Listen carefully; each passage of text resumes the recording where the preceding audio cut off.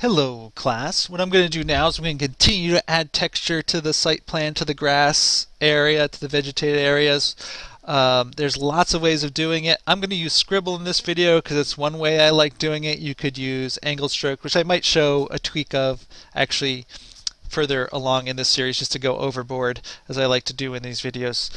So I'm already working on this, but if not, unlock your layer that you're working with. You can select everything one way or another, or do it in piece just to test out. And what I'm going to do is I'm first going to make a new I'm going to go to my Appearance tab, and I'm going to go down to my original green fill, and I'm just going to click the new fill just to get the exact copy of that green. Now, so we can see what's going to happen with the Scribble. I'm going to start by changing just this fill's opacity. I'm going to do two things. I'm going to change it to multiply again, so that the two greens multiply together in darkness. You might see a slight shift in the hue of that, and that's so when I apply Scribble we actually see changes. And then actually I'll leave it as this for now, although I'll probably go back and adjust the transparency to get just the right brightness I want once I've done it. But anyway, I'll start there. Multiply should be good enough to see the effect to start. I'm going to make sure that this one fill in the middle is affected, because this is the only thing I want to have this effect. So I'm going to go to Effects, Stylize, Scribble.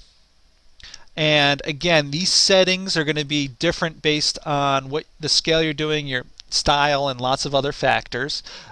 So this won't necessarily be the same, but I already know what I think will work well, having preliminarily done a test of this drawing before I started the videos. And actually this is based off of a drawing I actually did for a real project. So we'll go here. Actually, I want to set this to 8. And you can see as I do each of these, it's changing slightly what's happening behind it, just giving it sort of an interesting sort of texture. And I'll say OK. We can see now this has texture. Like I said, I knew this was going to be the case. This multiply effect makes me be able to see the Scribble. If I didn't set to multiply, we wouldn't see any changes, because it'd just be the same green on green. But it's a little too strong. So to fix that, I'll just go, sorry, I hit the wrong one. I'll go back to this fill, which is the one I'm working on, hit this opacity and lower it just so it's much more subtle around something like that. We can see that just by making it transparent, it better blends it into the layer below. And this is the reason why I kept this layer below. Because if I turn this off, what we'll see is that I see that sidewalk color underneath without this bottom fill. So that's why I have a solid green fill, just to make sure it's all filled in green.